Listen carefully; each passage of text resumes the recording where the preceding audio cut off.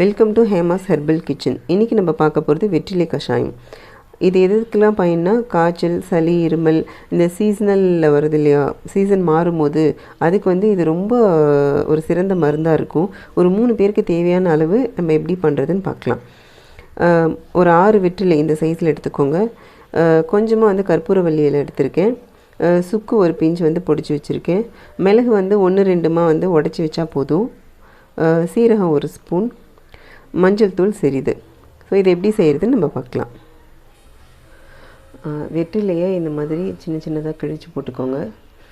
அதுக்கப்புறம் எல்லா பொருளையும் மொத்தமாக ஒரே டைமில் போட்டுடலாம். ஒரு 450 மில்லி தண்ணி இதுக்கு ஊற்றினா போதும். இது நல்லா கொதிக்க ஆரம்பித்தோடனே மூடி போட்டு ஒரு 10 நிமிஷம் கொதிக்க விடணும். அதாவது இது 3 டம்ளர் தண்ணி எடுத்திருக்கோம். 1 டம்ளராக சுண்ட வைக்கணும்.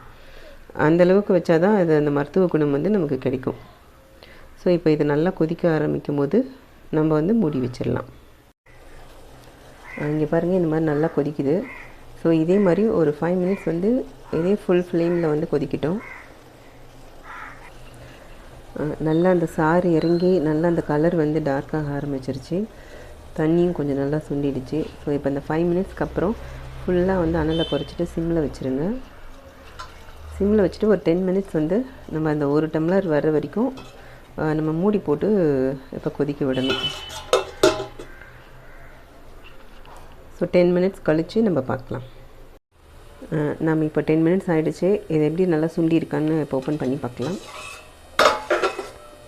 இங்கே பாருங்கள், நல்ல கலர் மாறிடுச்சு. வெத்தலை கலரு நல்லா சுண்டிடுச்சு. நம்ம நினச்ச மாதிரி ஒரு 150 mlக்கு வந்துருச்சு. வாசனையும் ரொம்ப, வெத்தலையோட வாசனை ரொம்ப நல்லாயிருக்கு. மற்ற எல்லா மசாலா வாசனையும் சேர்ந்தே வருது. இதை நம்ம இப்போ ஸ்டவ் ஆஃப் பண்ணிவிட்டு வடிகட்டிடலாம்.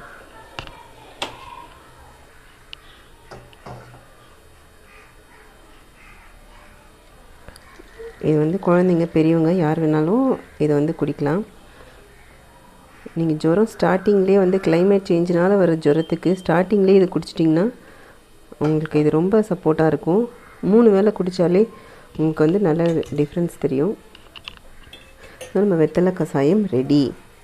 இதுக்கு சர்க்கரை அது மாதிரி எதுவுமே கலக்க தேவையில்லை. இது அப்படியே குடித்தாலே போதுமானது. இதை நீங்களும் யூஸ் பண்ணி பார்த்துட்டு எப்படி இருக்குன்னு கமெண்டில் சொல்லுங்கள். தேங்க்யூ.